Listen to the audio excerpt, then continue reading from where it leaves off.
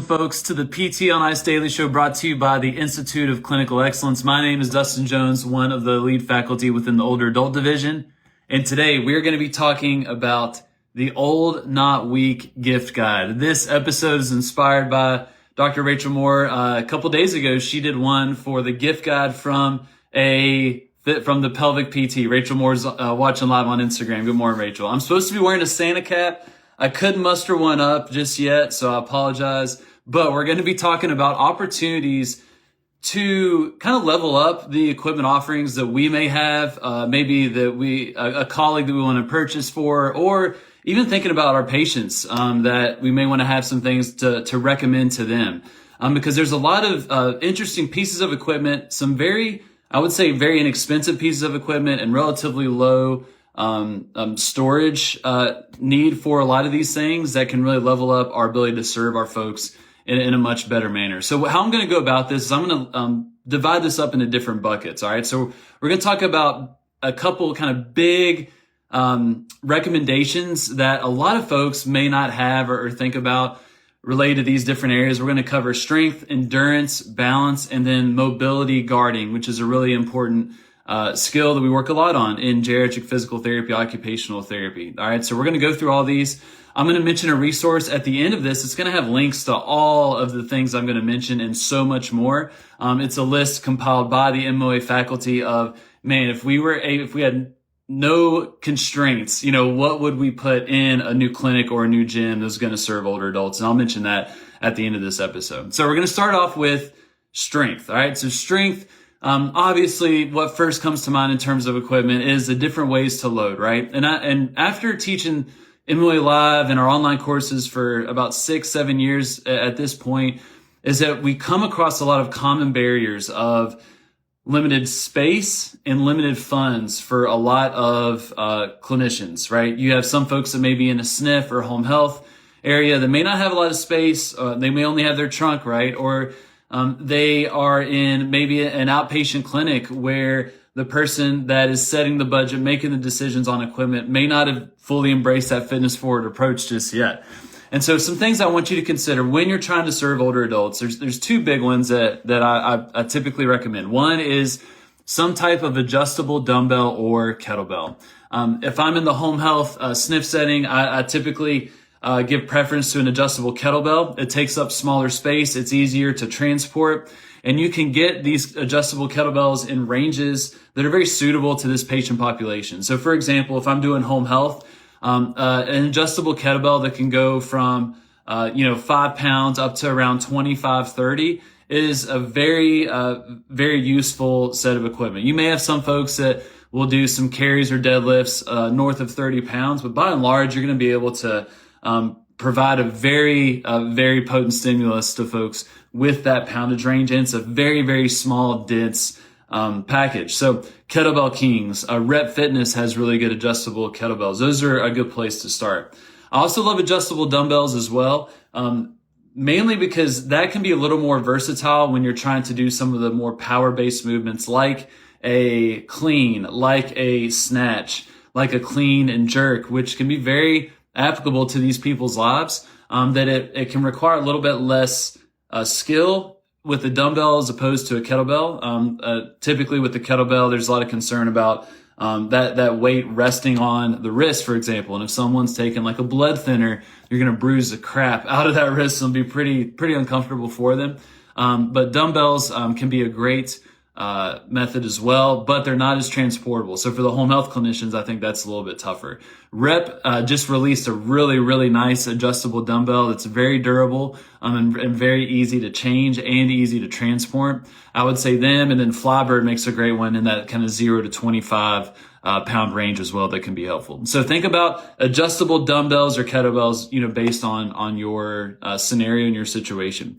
The next thing in the realm of strength, I think we need to be able to adapt for different grip deficits. This is very common in Geri PT, Geri OT, is how can we overcome maybe a grip weakness, a grip limitation, or a painful grip when we're trying to apply heavier loads? Because as we really approach some of the heavier loads in terms of percentages of a 1 rep max, sometimes the most limiting variable is not their leg strength, for example. It's what their hands and their grip can handle. So there's a few very, very cheap things that you can get that can allow you to continue to apply load. One is, and we'll have links to all these, is a kind of a weightlifting hook.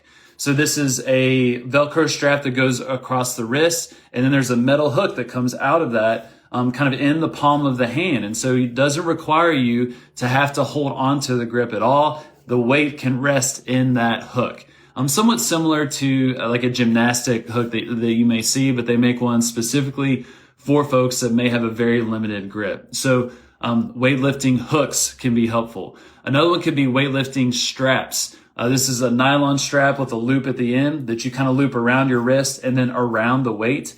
That helps take some of the load off of your grip strength and disperses it across the wrist. These can be a little bit cumbersome for many folks to set up. So I'm usually assisting folks that I work with these, but just know it can be somewhat challenging for folks to get in that position and set up to get that around the weight. And then last but not least, wrist compression can be helpful for these individuals. So like a wrist wrap where there's a little nylon thumb area, and then you have the wrap that will go around the wrist to apply compression. Has a little bit of give, but that compression can make it a little less painful when they are particularly doing things in like a racked position where the weight's at their shoulders, or an overhead position, or weight bearing if they're doing push-ups, quadruped, floor transfers. So in the realm of strength, I think the two biggest bang for your bucks when we're talking that old, not weak approach is adjustable dumbbells or kettlebells, and then being able to handle a painful or weak grip through some different accessories to make that approachable. All right, so that's strength. Next is endurance. All right, typically when we think about building someone's endurance capacity, we're thinking of some type of erg, some type of big machine, an overpriced new step, for example. Those things are very potent, and we definitely recommend that you have some type of erg, whether it is some type of bike, rower, ski. We can do so much on that. Obviously, many of you are already doing that in the gym, right? But what about some other pieces of equipment that we can still use to get that endurance stimulus? One is adaptive multi-ropes, or the adaptive jump ropes. If you've never gotten your hands on these and actually use these, they will smoke your upper extremities and get your heart rate up in a very, very quick manner. So it's basically a jump rope handle and then a very short jump rope. I believe it's around, 12 inches or so. And at the end is kind of a weighted ball. And so it creates a little bit of resistance, and you can do that same jump rope motion in standing or a seated position. And that can be a great endurance-based stimulus that people will be able to do high volume reps with that.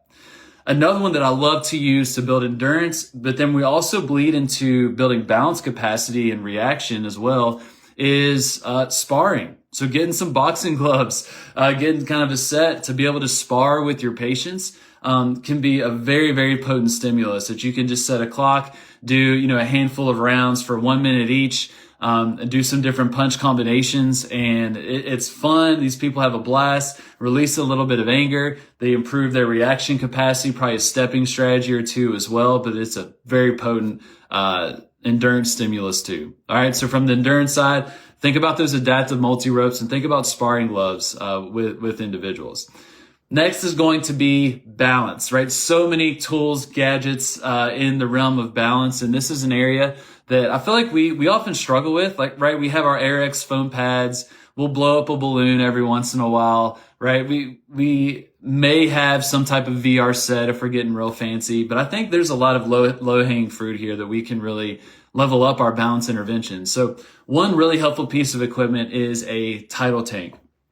A tidal tank is a plastic tube that you fill with water. They have all kinds of different sizes, different styles as well. But the traditional tidal tank will have grips to where it can kind of mimic the grip of a barbell. And so you can do a lot of barbell-based movements. You can press, you can deadlift, you can squat, you can clean, and you can do a lot of different things. When you introduce movement, that water starts to slosh around, creates a perturbation, and you have to react and respond. And to the point where you are practicing your stepping strategy on a consistent basis.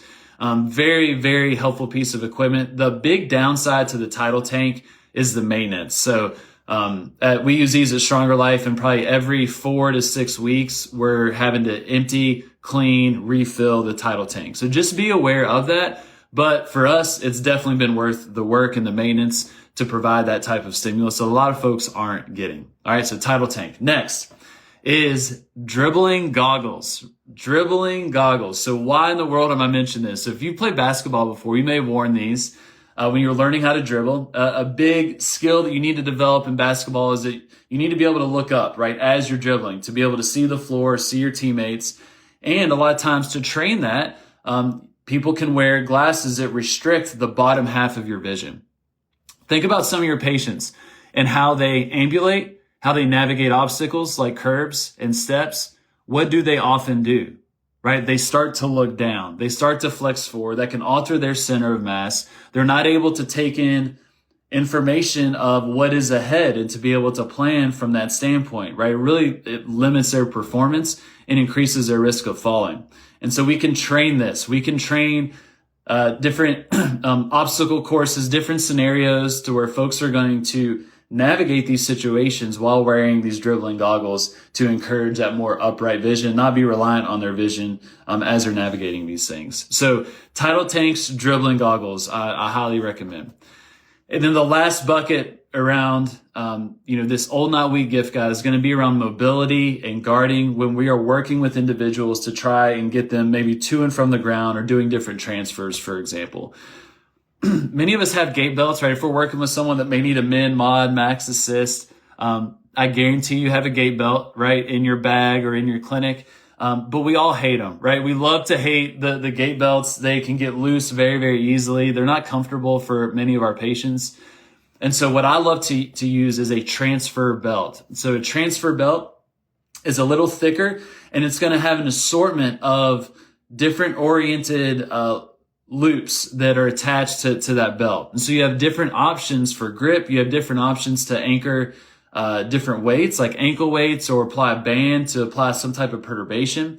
It is a plastic buckle fastener, and it stays on very, very well and doesn't loosen up as much as a gait belt. But man, when you are performing like a mod assist floor transfer, having those different handholds is super helpful, as opposed to the gait belt where you just got to hold on for dear life. So this transfer belts, I highly, highly recommend. And then last and not least is gymnastic mats. We are big proponents of getting people to and from the ground in this division. We feel it's a vital skill for all of us as humans, especially as we age, but it often goes neglected, and people can develop a lot of fear around that ability that can influence their performance, even in the standing position. It can really influence a lot of the decisions that they make, whether they choose to do things or not, based on the inherent risk of them ending up on the floor. And so we love to train floor transfers to improve that ability, but then also people's confidence that they can handle that scenario. And what is very, very helpful to make it approachable is to have some type of gymnastic mat, bouldering mat on the ground. It's a much better experience for individuals, and I think it's a great way to introduce this rather challenging movement for a lot of folks. And then we can progress away from the gymnastic mat, right? Because we're not always going to have that nice cushy surface. But when we go to introduce it, it can be very, very helpful. All right. So that is on my old, not weak gift guide: strength, endurance, balance, mobility, and guarding. Now, if you want more ideas around what you may want, right, this holiday season in your clinic, in your home health bag, in your trunk, or to recommend to patients, I highly encourage you to get our Ultimate Jerry Equipment ebook. So all the MWay faculty came together and said, what would we want in our ideal clinic or gym? And we listed all of these things out and provided links. These are not affiliate links, so we don't get any kickbacks or anything, and we don't formally endorse any of these products per se.